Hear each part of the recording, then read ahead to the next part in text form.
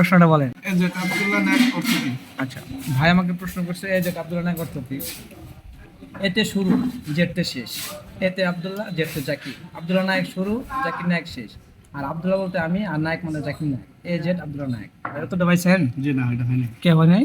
দেখেন ভুল হয়েছে, গুগলে না না না না না, এতে আব্দুল্লাহ, জেডতে জাকির মানে জাকির নায়ক, আর নায়ক তো নায়কই, এই জন্য এ জেড মানে এতে আমি আব্দুল্লাহ, জেডতে জাকির নায়ক, পরে আব্দুল্লাহ মানে ওই যে মাঝখানে আমি, আর নায়ক মানে নায়ক জাকির নায়ক। তাহলে এ জেড আব্দুল্লাহ নাম মানে কি, আমি জাকির নায়ক নায়ক। কথা বুঝতে পারছেন?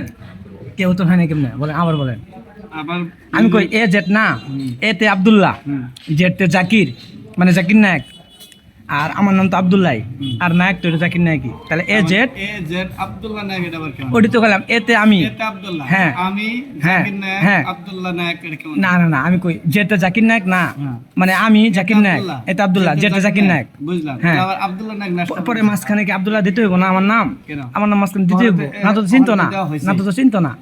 এতে যদি আব্দুল্লাহ হ্যাঁ। মানুষ তো এটা চিনে নিব। না না না, অনেকে আছে চিনবে না, এজন্য আমি এ যেটা আব্দুল্লাহ নায়ক দিছি, অনেকে আছে চিনবে না।